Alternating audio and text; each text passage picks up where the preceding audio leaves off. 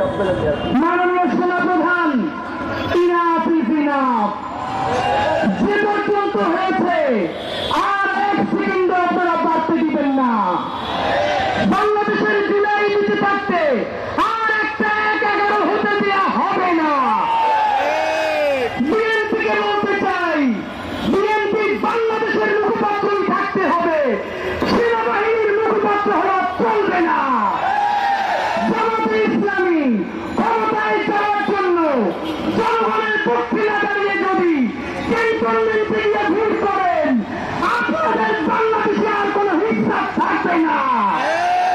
জুলাইয়ে আমার যে সমস্ত ভাইয়েরা, তোমাদের সারা শরীরে এখনো সেই রক্তের দাগ, তোমরা জনতার পক্ষে দাঁড়িয়ে তোমরা আহত হয়েছ। আপনারা দেখেন এখানে যে শহীদ পরিবারগুলো, এদের পোশাকের দিকে তাকান, এরা কেউ আর পান্ডুদের কাজ নয়, কোষ নয়, শহরের মধ্যবিত্ত নয়।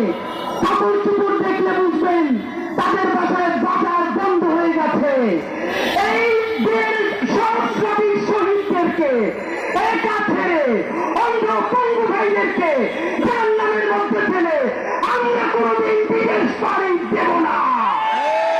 যারা জুলাই বিক্রি করে দিয়ে ক্ষমতার ভাগ বটোয়ারা করে দিয়ে নেগোসিয়েশন করতে চাও, বিপদে পড়লে আমেরিকায় যাবা, ইউরোপে যাবা, আইএফ বা বিভিন্ন এজেন্সির তোমরা বড় কর্মকর্তা হবা।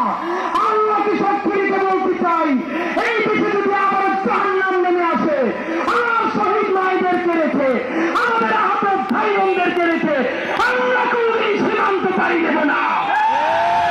আমরা সেই বেগম খালেদা জিয়ার সন্তান, যিনি বলেছিলেন বাংলাদেশ ছাড়া আমার আর কোনো দেশ নাই। সেই বিএনপিকে বলি, আপনার ১-১১ স্মৃতি প্রত্যেক স্মৃতি আছে, বাংলাদেশের পক্ষে দাঁড়িয়েছিলেন, তাই আমরা আপনার পক্ষে দাঁড়িয়েছি। আমরা আপনি জনতার পক্ষে দাঁড়ান, আমরা চিরদিন আপনাদের পক্ষে থাকবো। চূড়ান্তভাবে বলতে চাই, আর্মির সাথে যারা সংঘাত ঘটাতে চায়, বন্ধুরা তারা বাংলাদেশের বন্ধু নয়। এই আর্মি যেরকম ক্ষতি করেছে, আর্মির বন্ধুরাই কিন্তু আমাদের পাশে দাঁড়িয়েছে। আমরা বলতে চাই, তওবা কমিশন গঠন করো। যেই সব আর্মি অফিসার খুন করেছে, হত্যা করেছে, হাসিনাকে পালাতে দিয়েছে, ৬২৬ জনকে ক্যান্টনমেন্ট থেকে পাড়ি দিয়েছে, তাদেরকে বিচার করো। কিন্তু যে আর্মির সৈনিক, আমাদের অফিসারেরা বাংলাদেশের জন্য দাঁড়িয়েছে, তাদেরকে সব বাংলাদেশ সেলিব্রেট করবে ইনশাআল্লাহ। সর্বশেষ প্রশ্ন, করিডোর কিছু না, ইশরাক যেরকম বলেছে মেয়র ফেয়ার কিছু না, আমরাও বলি করিডোর কি আজকেই সরকার বলছে?